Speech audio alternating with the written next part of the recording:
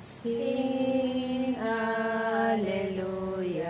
to the Lord. Sing Alleluia to the Lord. Sing Alleluia. Sing Alleluia.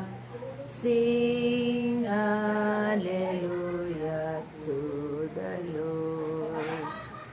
Jesus is risen from the dead. Jesus is risen from the dead. Jesus is risen. Jesus is risen.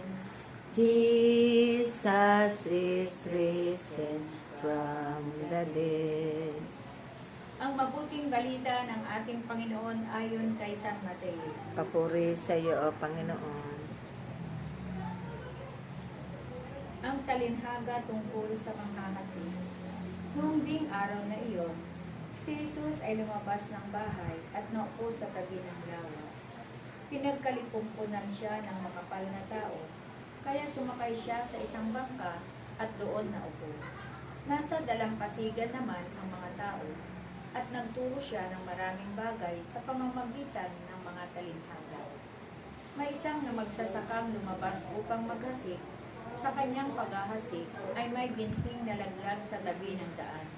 Dumating ang mga ibon at tinuka ang mga iwan. May binhi namang malaglag sa kabatuhan. Sapagkat manipis lang ang lupa roon, sumibol agad ang binhing iyon. Ngunit nang mapabilad sa matinding sikat ng araw, ay natuyo. Palibhasa'y walang gaanong ugat. May binhi namang nalaglag sa gawagan, lumago ang mga dawak at ininis ang mga iyon.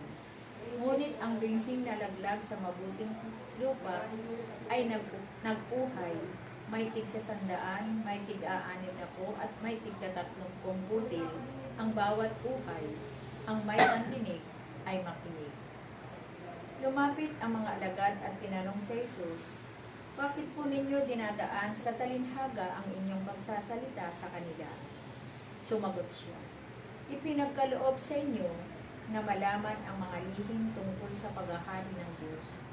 Ngunit hindi ito ipinagkaloob sa kanila, sapagkat ang mayroon ay bibigyan pa at mananagana, ngunit ang wala kahit ang kakaunting nasa kanya ay kukunin pa. Nagsasalita ako sa kanila sa pamamagitan ng talinhaga, sapagkat tumitingin sila, ngunit hindi nakakakita, at nakikinig, ngunit hindi nakakarinig, ni nakakaunawa. Natutupad nga sa kanila ang pula ni Isaías na nagsasabi, makinig man kayo ng makinig, hindi kayo makauunawa, at tumingin man kayo ng tumingin, hindi kayo makakakita. Sapagkat naging mapurol ang isip ng mga taong ito, mahirap makarinig ang kanilang mga tainga, at ipinikit nila ang kanilang mga mata. Kung di gayon, di sinsanay nakakita ang kanilang mga mata, nakarinig ang kanilang mga tainga, nakuunawa ang kanilang mga isip, at nagbalik loob sa akin, at pinagaling ko sila, sabi ng Panginoon. Mapalad kayo, sapagkat nakakikita ang inyong mga mata, at nakaririnig ang inyong mga tainga. Sinasabi ko sa inyo, maraming propeta, matutuwid na tao, ang nagnasang makakita sa inyong nakikita, ngunit hindi ito nakita, at makarinig sa inyong naririnig, ngunit hindi ito napakinggan. Pakinggan nga ninyo ang kahulugan ng talinhagang tungkol sa manghahasik. Ang mga nakikinig ng salita tungkol sa paghahari ng Diyos, ngunit hindi nakauunawa nito, ay katulad ng mga binhing nahasik sa tabi ng daan. Dumarating ang masama at inaagaw ang nahasik sa kanilang puso. Inilalarawan ang binhing nahasik sa kabatuhan, ang nakikinig ng salita at masayang tumatanggap nito kaagad. Ngunit hindi ito tumitimo sa puso nila, kaya't hindi sila nananatili. Pagdating ng mga kapighatian o pag-uusig dahil sa salita, agad silang nanlalamig. Inilalarawan naman ng nakasik sa dawagan ang nakikinig ng salita, ngunit naging abala sa mga bagay ukol sa mundong ito, at naging maibigin sa mga kayamanan, anupat ang salita'y nawalan na ng puwang sa kanilang puso, kaya't hindi makapamunga.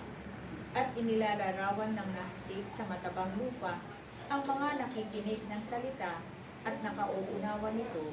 Sila ay namumunga, may tig-100, may tig-60 at may tig-30. Ito ang mabuting balita ng ating kaligtasan. Pinupuri ka namin, Panginoong Heso Kristo. Sing hallelujah to the Lord. Sing hallelujah to the Lord. Sing hallelujah. Sing hallelujah. Sing